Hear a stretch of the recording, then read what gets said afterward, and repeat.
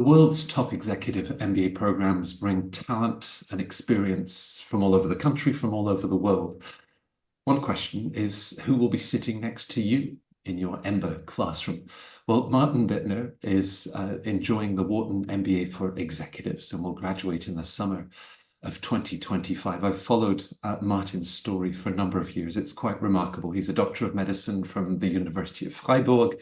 He then got his PhD in oncology from the University of Oxford, a place that he goes back to as a guest speaker to talk about the role of AI and machine learning in healthcare. Beyond internships with the World Health Organization and leading university healthcare centers around the world, he co-founded Arcturus, which is a tech-enabled pharma company for rapid drug discovery. But now, in addition to that Wharton EMBA, he's in stealth mode and a very interesting AI healthcare startup. Martin, it's lovely to see you again and enjoying your experience, finding more about Wharton. I haven't even mentioned family, but we'll no doubt get to that as we talk about fitting everything into your schedule. But perhaps, based on this wonderful health sciences background that you had, what then led you to think about going to business school and specifically the Wharton MBA for executives? Well, thank you very much, Matt, for the very friendly words and very kind introduction. So, as you said, I've had a few roles and a few transitions throughout my life, from clinical medicine into research and becoming an entrepreneur. And I've led my first company for 6 years. And during those 6 years, I've had a very steep learning curve. Because neither medical school nor the PhD prepares you for all the things you're going to do as an entrepreneur, from fundraising to sales to business development to hiring. None of these things really kind of make an appearance at school. So I've had this very steep learning curve, and I've become an entrepreneur with more or less on-the-job training. But I've been thinking about an MBA kind of for quite some time, because I've always felt and known that it would be very nice to complement everything I've learned with the frameworks, with more of the underpinnings of the things I have to do kind of on a day-to-day basis. Because some areas are highly technical, for example, accounting, finance, marketing. These are all things kind of where you really want to know a bit more compared to what you can pick up by doing things in a kind of learning by doing matter. And that has been one of the key motivations for me to think about an MBA and then to think about an executive MBA. A founder of any startup, whether in AI healthcare or another field, often can wear many hats. So is it the idea that business school and the exec MBA is giving more substance, more perhaps theory, but also practice for how you can then look at all of the aspects of your business? So I would say it does both breadth and depth. There will always be areas kind of that you're not as familiar with as others. So, for example, you might not have had as much exposure to the accounting side or to the marketing side. But as a company grows and evolves, it really becomes extremely important as a founder, and especially kind of as a C-level executive, you fully understand all the areas in the company well enough so you can lead the teams, you can understand the bottlenecks, you can understand kind of something goes wrong, and you can provide leadership. And that breadth is something which has to come with sufficient substance, so you know kind of roughly kind of what is happening in these areas. And for me, it's really being kind of these two sides, which also means that if you're thinking about choosing a program, you want to pick one which is academically rigorous and provides you really with enough learning experiences and enough knowledge that you can benefit from that in the years to come. Well, you already had an impressive academic background, and I'm sure it would have been lovely to do a 2-year full-time MBA program. Did you look at that as an option, or as you were thinking about, the factors for the right program for you? What was your thought process? Yeah. So I think the MBA kind of in general kind of fulfills a few roles. It's a learning experience where you can immerse yourself in subjects that you, in most cases, will not have had proper training in beforehand. But it's also kind of a way to expand your network. And it's also a way kind of to have your thinking challenged by the things you learn and by the classmates and professors you're surrounded with. In many ways, I would say kind of the thinking between which type of MBA to choose, for me, was a reasonably easy one. Because to do a full-time MBA, you would have to take 2 years out of your schedule, out of your work life. And in my case, kind of as a company founder and company executive, that simply kind of was not an option. The second consideration, which for me was equally important, is you have to think about the type of cohort you will be surrounded by. And those are two very different groups. Full-time MBAs normally have 2 years up to 5 years of work experience. In an executive program, we're talking about 8 years, 10 years, 15 years of work experience, which means you get people at a very different stage in their career, at a different level of hierarchy in their companies, with a different amount of life experience. And overall, that is kind of an experience which for me kind of makes a big difference when you speak with people who can answer questions like, have you built a sales organization in a different country? Have you scaled your organization from 100 to 500 people? Have you led a team of 30, 40, 50 people before? And there are people in my cohort who can answer all of these questions with yes. And that provides you with a very different group of people to learn with and to learn from, compared to a full-time program, which just happens at a different stage in your career. I began by asking, who will be sitting next to you in the EMBA classroom. So as you talk about, individuals that have those additional years of experience, perhaps country management, running teams, tell me a little bit about the cohort and more entrepreneurs like you, but no doubt very diverse backgrounds. Absolutely.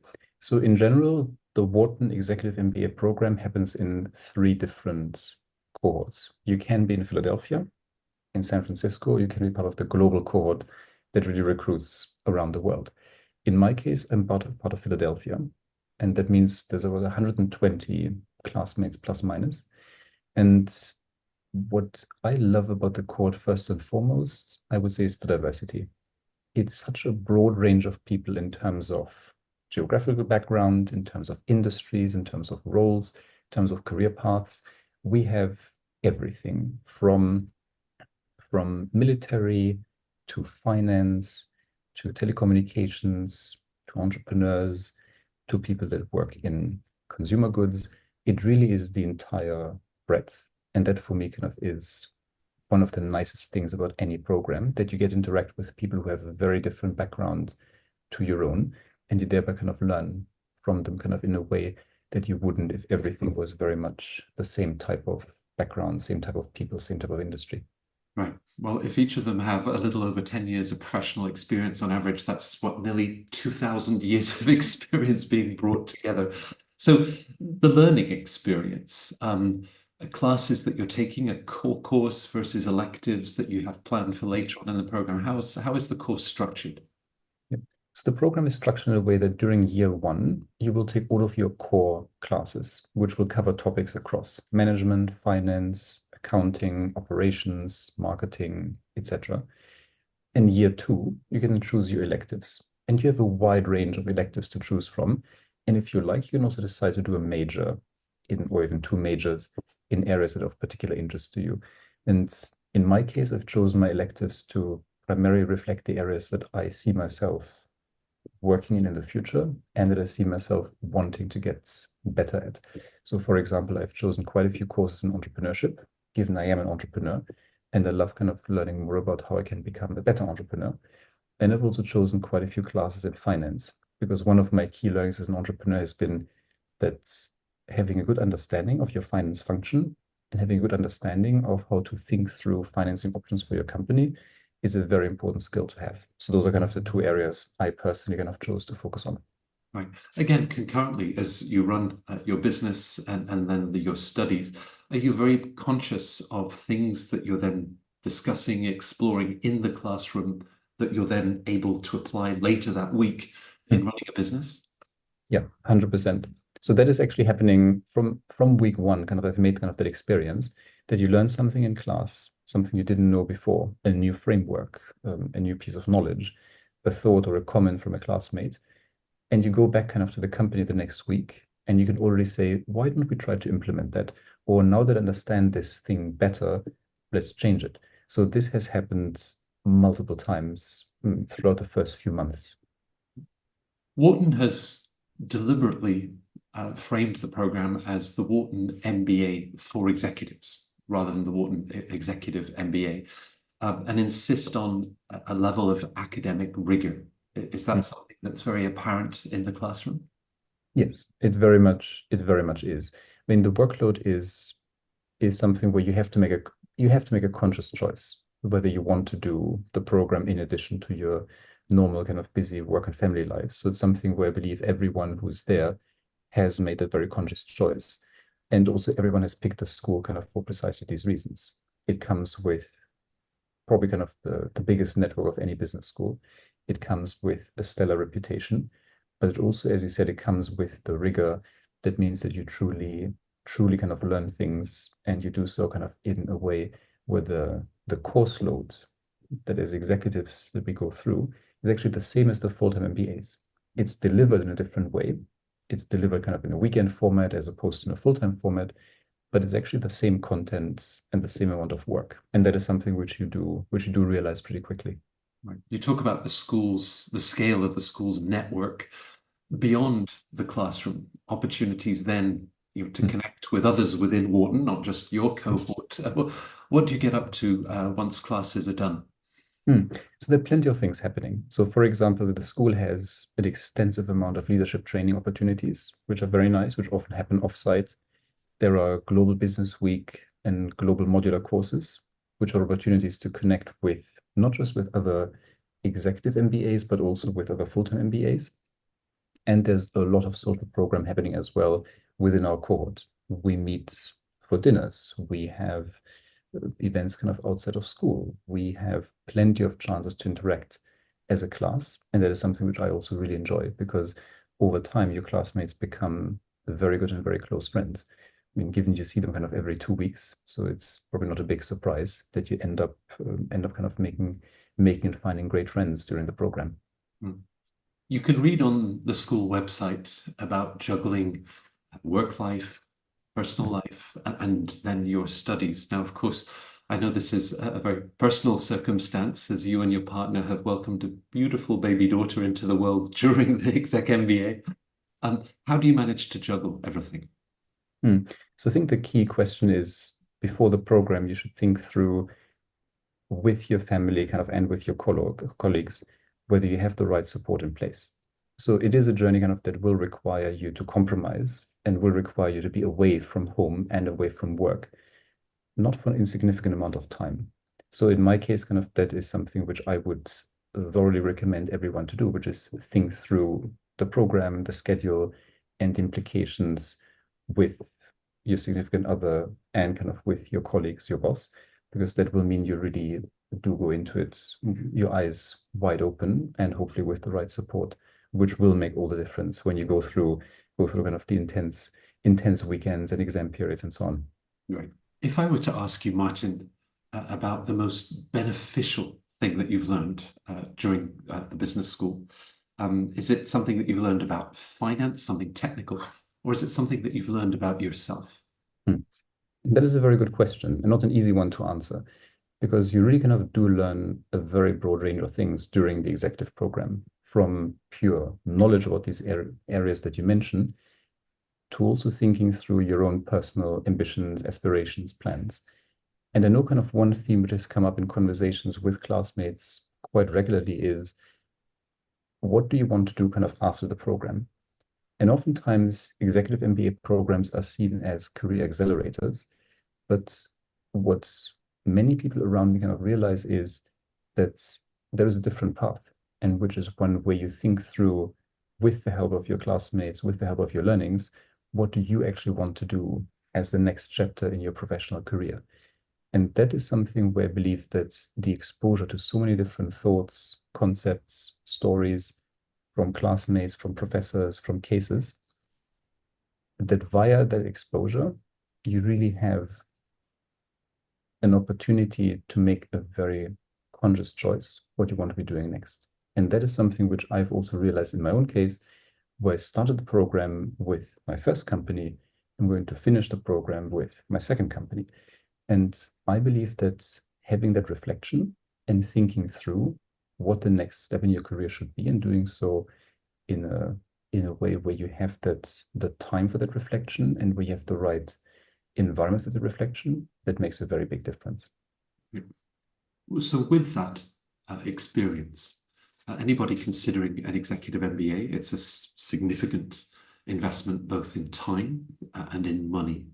So what advice would you give them, things to think about as they explore the possible next chapters of their personal and professional development?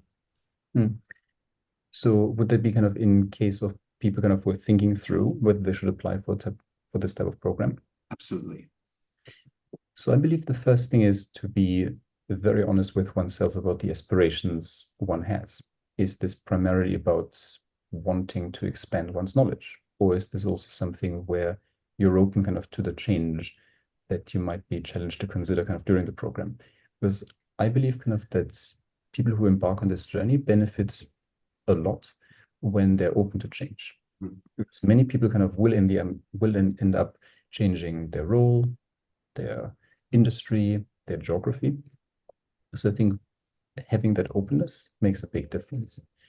And in terms of thinking through which school might be the right fit, so I would say kind of there are a few considerations at hand.